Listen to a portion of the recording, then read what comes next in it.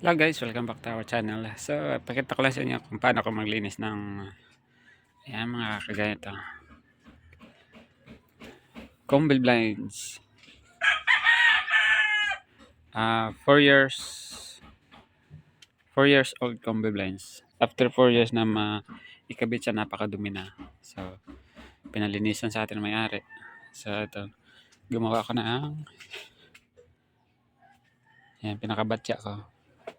Mas madali siyang linisan pagka nakalatag yung buong haba niya sa tubig. So, ayan. Kasya dito ang 8 feet na lapad ng blinds.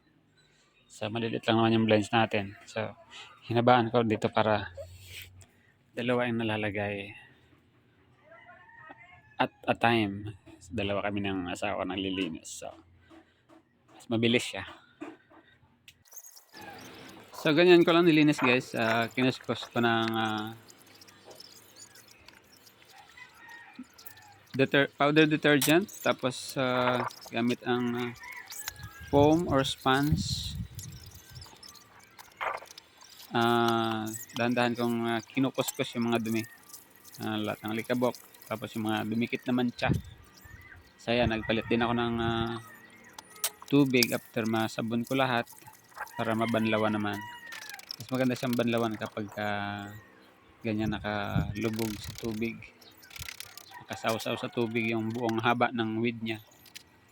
So, ganun lang guys. And after matuyo niya i-assemble naman natin sa dati niyang pagkaka-assemble.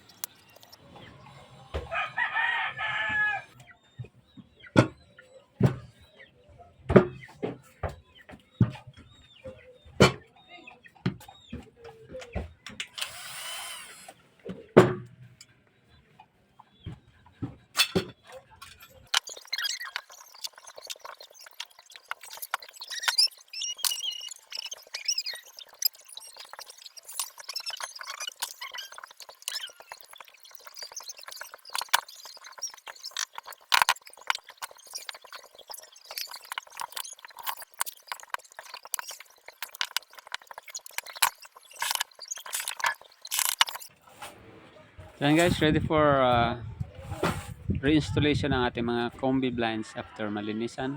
So, balik natin agad dun sa may-ari kasi lahat ng bintana niya ay inalis ko ang blinds. So, wala silang tabon kahit sa gabi kapag natutulog sila. So, thank you so much for watching. Sana po ay may natutunan kayo sa ating video for today. And sana po ay huwag makalimutan mag-like at mag-subscribe kung hindi pa kayo nakasubscribe. Thank you so much.